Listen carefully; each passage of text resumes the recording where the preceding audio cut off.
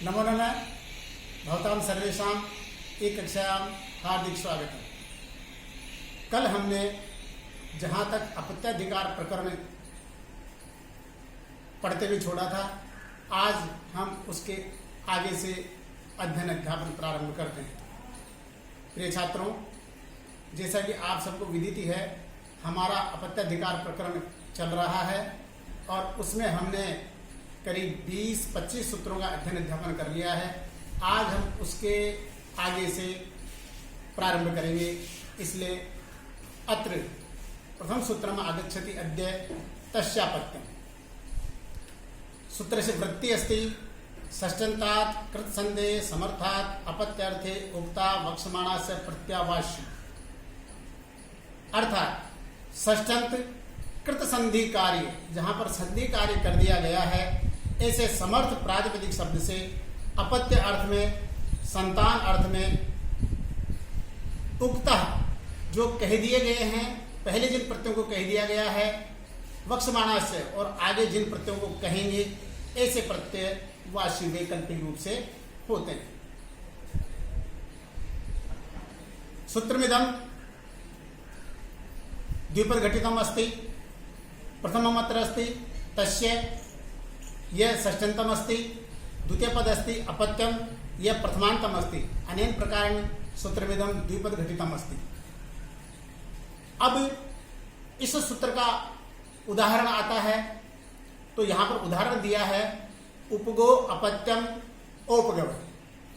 अर्थात उपगु नामक जो कोई भी व्यक्ति है, उस व्यक्ति की संतान। उपगो अपत्यम पुमान लोकी विग्रह, उपगु गस इस षष्ठ्यंत समर्थ प्रातिपदिक से अलोकी विग्रह होता हुआ तस्यापत्यम सूत्रेण अण प्रत्यय, उपगु गस अण अनुबंध लोप, कृतद्रि समासा से प्रातिपदिक संज्ञा, सुपधातु प्रातिपदिक से शुभ का लोप, उपगु है। इस स्थिति में तद्वितीय सचामदे सूत्र से आदि वृद्धि और गुण सूत्र से अंत्य जो उकार है, उस उकार को गुण करने पर ओकार, ओकार के स्थान पर एचो अयवायाव सूत्र से अव आदेश करके ओपगौ है। पुनः प्रातिपदिक संज्ञा करके प्रथमा विभक्ति के वचन में सुप्रत्यय आएगा, उस सुकार वृत्त विसर्ग करके इस प्रकार से ओपगव प्रयोग हमारा सिद्ध होता है। इसी सूत्र में आदि वृद्धि अंत्य उपधा वृद्धि बाधते, अर्थात जो आदि वृद्धि जो है वह अंत्य वृद्धि और उपधा वृद्धि को बाध देती है। यहां पर क्या होता है कि जो उपगु शब्द से जो अण प्रत्यय हमने किया था, उसको तद्वितीय स्वचामादेश सूत्र से वृद्धि प्राप्त होती है और अण प्रत्यय करने पर जो आगे उपगु के गकारोत्पत्ति उकार है, उस उकार को अचोन्नति से वृद्धि प्राप्त होती है।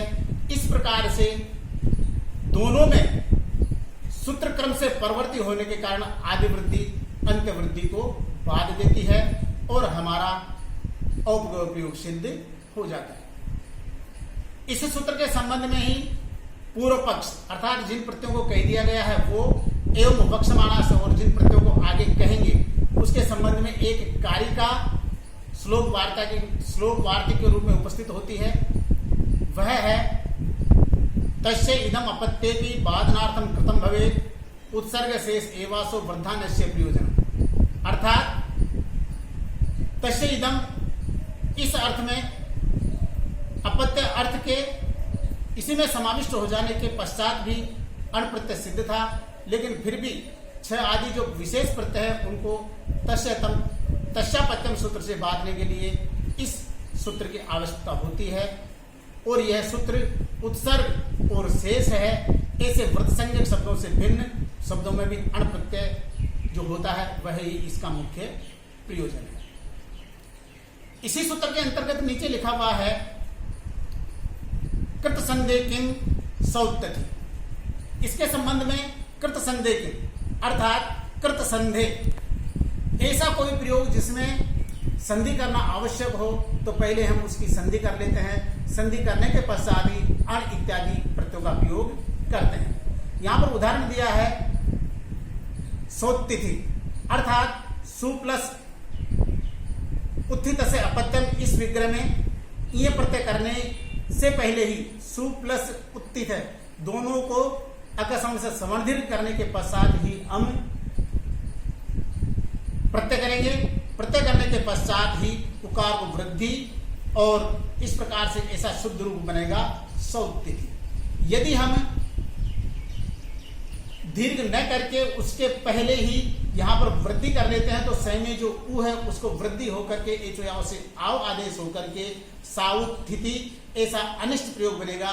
इस प्रकार से ऐसा अनिष्ट प्रयोग न हो, इसलिए सूत्र में कृत संधि इति कथितम अस्ति। इस प्रकार से सूत्र में कृत संधि ऐसा कहा गया है। अग्रिम सूत्र आता है अपत्यम पौत्र प्रवृत्ति गोत्र। सूत्रमिदं त्रिपद घटितम अस्ति। अपत्यम प्रथमांतम, पौत्र प्रवृत्ति प्रथमांतम, गोत्र प्रथमांतम। इस प्रकार से 3 पद घटित वाला यह सूत्र है।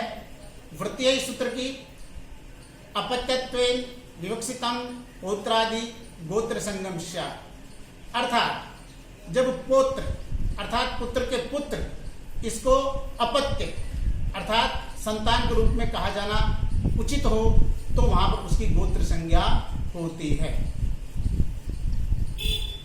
अग्रिम सूत्र जीवती तु वंशे युवा, वंशे पित्रादो जीवती पौत्रादेर अपत्यम चतुर्थादि तद युव संगमेव न तो गोत्र संज्ञा। जीवती तु वंशे युवा, जीवती इत्यत्र सप्तम्यंतम, तु अव्यपदम अस्ति, वंशे सप्तम्यंतम अस्ति, युवा प्रथमांतम अस्ति।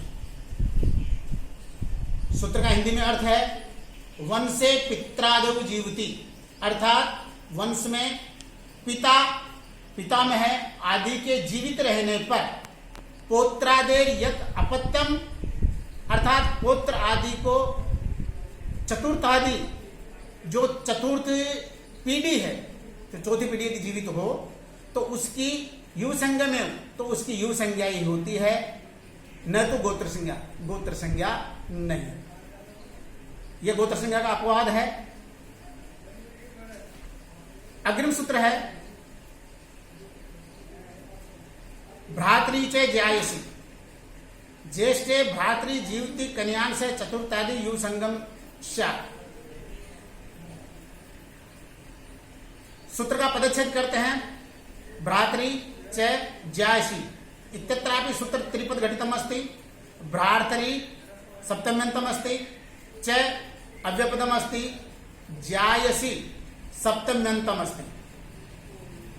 वृत्ति अस्ति अस्य सूत्रस्य ज्येष्ठे भ्रातृ जीवति कन्यान से चतुर्थादि युव संगश्च स्यात्। ज्येष्ठे भ्रातृ हिंदी में अर्थ है ज्येष्ठे भ्रातृ अर्थात अपने बड़े भाई के जीवित रहने पर कन्यांश जो छोटे भाई है, चतुर्थादि चौथे क्रम की, चतुर्थ क्रम के जो छोटे भाई है उनकी युव संगम स्यात्, उनकी युव संज्ञा होती है। अग्रिम सूत्र अस्ति वा अन्यस्मिन् सपिंडे स्थविरतरे जीविति। समानम पिंडम सपिंडम सपिंडम तस्मिन् सपिंडे इत्यत्रापि वा अभ्यम अस्ति, अन्यस्मिन् सप्तम्यंत पदम अस्ति, सपिंडे इत्यत्रापि सप्तम्यंतम अस्ति, स्थविरतरी सप्तम्यंत अस्ति, जीवति तिङन्त अस्ति। सूत्र की वृत्ति है भ्रातुर अन्यस्मिन् सपिंडे स्थविरतरे जीवति पौत्र प्रवृत्तिर अपत्यम जीवत एव युव संगम वाश्य, अर्थात भाई से भिन्न जो हमारी पीढ़ियां हैं उस पीढ़ी में स्थविरतरे इत्यस्य अर्थ होती बड़ी उम्र वाला, अत्यधिक उम्र वाला, जो आयु में सबसे ज्यादा हो ऐसे व्यक्ति, और यदि वह जीवित है, ऐसा व्यक्ति यदि जीवित है तो पौत्र प्रवृत्ति का जो अपत्य अर्थात जो अपत्य जो चतुर्थ संतान है उसकी यु संज्ञा वाच्या, उसकी यु संज्ञा वैकल्पिक रूप से होती है।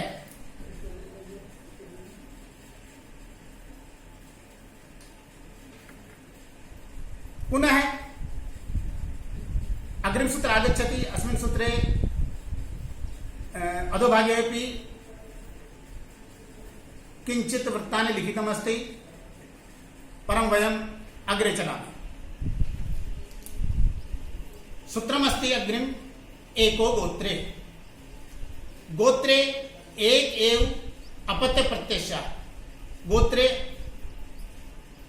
सूत्रमिदं द्विपदघटितम् अस्ति, एक है प्रथमान्तम् अस्ति, गोत्रे सप्तम्यन्तम् अस्ति। अनेन प्रकारेण सूत्रमिदं द्विपदघटितम् अस्ति। सूत्र का हिंदी अर्थ है, गोत्र अर्थ में एक ही अपत्य प्रत्यय होता है। जिस प्रकार से हमारे सूत्रों के भेद बताए गए थे, संज्ञा च परिभाषा च विधिर नियम एवं च अतिदेश अधिकारो षड्विधम सूत्रम उच्यते। अर्थात 6 प्रकार के जो सूत्र होते हैं उनमें से यह सूत्र नियम बताने वाला है, इसलिए इसे नियम सूत्र हम कहते हैं। तो यहां पर बताया गया है कि गोत्रे एक एव अपत्य प्रत्यय, अर्थात गोत्र में एक ही अपत्य प्रत्यय होता है। अब यहां पर हम इस सूत्र का उदाहरण लेते हैं। तो उदाहरण में यहां पर दिया है इसने औपगव्य।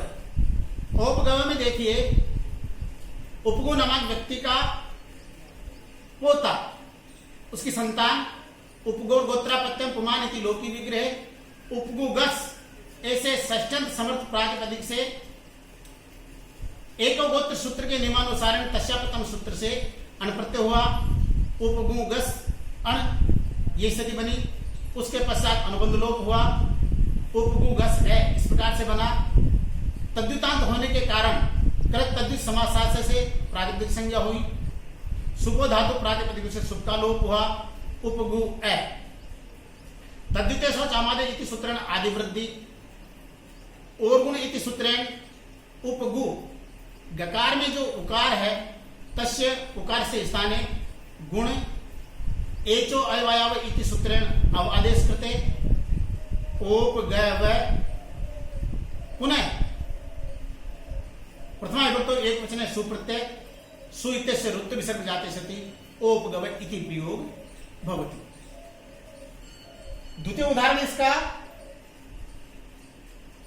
गार्ग्य अस्ति इत्यत्रापि उक्त नियम के अनुसार यहां पर भी केवल गर्गाद्य सूत्र से यह प्रत्यय होकर के और यह गार्ग्य प्रयोग बनता है। इसी के अंतर्गत नाडायन उदाहरण है नड का पुत्र। नड से गोत्रापत्यम इति विग्रह, नड शब्दात नडा दिव्य फक इति सूत्रण फक प्रत्यय, फक के स्थान पर आयन आदेश होकर के नाडायन बनता है। यहां पर भी ये जो एको गोत्र सूत्र है, इस एको गोत्र सूत्र की नियमकता के आधार पर एक ही प्रत्यय होकर के और यहां पर नाडायन प्रयोग बनता है। इस प्रकार से इस सूत्र के अंतर्गत जो ये नियम सूत्र बताया गया है, उसी के नीचे इस प्रकार से बताया गया है।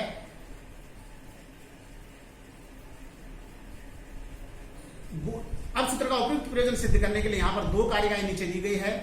गोत्रेषु एकोन संख्यानाम प्रत्ययानाम परंपरा यद्वा शुद्ध संख्येभ्यो निष्ठोत्पत्ति प्रसज्यते अपत्यं पितुरेव स्यात् त्वं प्राचाम अपि च मतभेदेन तद्धाने सूत्र में तथ्यतोत्तरम। अर्थात यहां पर यह बताया गया है कि पुत्र की अपेक्षा से एक कम संख्या के प्रत्ययों की परंपरा लागू हो जाएगी। इस प्रकार से यदि यह परंपरा लागू हो जाती है तो अनेक प्रकार के प्रत्यय हमें करने पड़ेंगे। इस प्रकार से ये जो सूत्र है, इस सूत्र के नियमानुसार अर्थात गोत्र में एक ही प्रत्यय होता है। इस नियम के आधार पर गोत्र में एक ही प्रत्यय होने के कारण आगे आने वाले प्रत्ययों की परिकल्पना हमें नहीं करनी पड़ेगी। आज के लिए इतना ही पर्याप्त है। नमस्कार, धन्यवाद, नमो।